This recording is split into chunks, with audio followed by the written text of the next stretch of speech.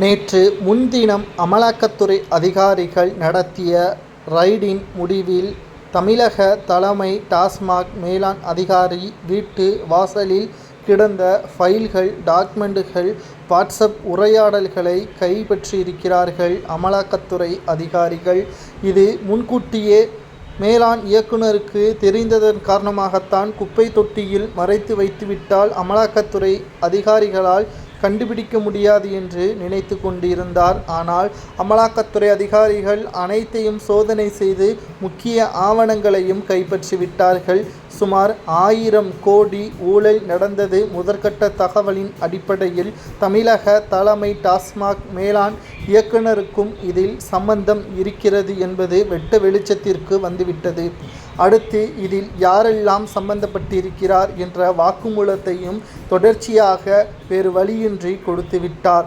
முன்னாள் அமைச்சர் செந்தில் பாலாஜி மின்சார மற்றும் மதுவிலக்குத்துறை அமைச்சராக செயல்பட்ட பொழுது கடந்த 3 ஆண்டுகளில் பல ஆயிரம் கோடி ஊழல்கள் செய்யப்பட்டதையும் வாக்குமூலமாக கொடுத்திருக்கிறார் என்ற தகவல் கிடைக்கப்பெற்றுள்ளது. அடுத்தடுத்து நடக்கக்கூடிய நிகழ்வுகள் என்ன என்பதை தான் இந்த வீடியோவில் நாம் பார்க்க போகிறோம். அமலாக்கத்துறை அதிகாரிகளது அடுத்த நடவடிக்கை செந்தில் பாலாஜியின் ஜாமீனை முதலில் ரத்து செய்வதற்கு நீதிமன்றத்திடம் மனு ஒன்றை கொடுத்துள்ளது.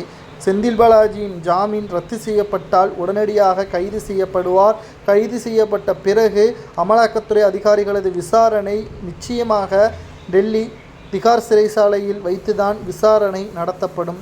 தமிழக புழல் சிறையில் அடைக்கப்பட்டால் சங்கீதா இட்லி கடையில்தான் செந்தில் பாலாஜி சாப்பிடுவார் என்று அடம்பிடிப்பார். வேறு வழியின்றி தமிழக காவல்துறை அதிகாரிகளும் சங்கீதா இட்லி கடையில்தான் சாப்பாட்டிற்கு ஏற்பாடுகளும் செய்வார்கள். ஆனால் டெல்லி திகார் சிறையில் அடைக்கப்பட்டால் அங்கு கொடுக்கின்ற உணவுகளை தான் செந்தில் பாலாஜி சாப்பிட்டாக வேண்டும், வேறு வழியும் கிடையாது.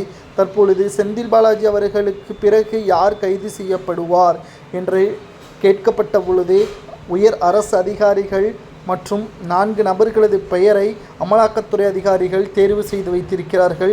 அவர்கள் வீட்டிலும் சோதனைகள் நடத்தப்படலாம்.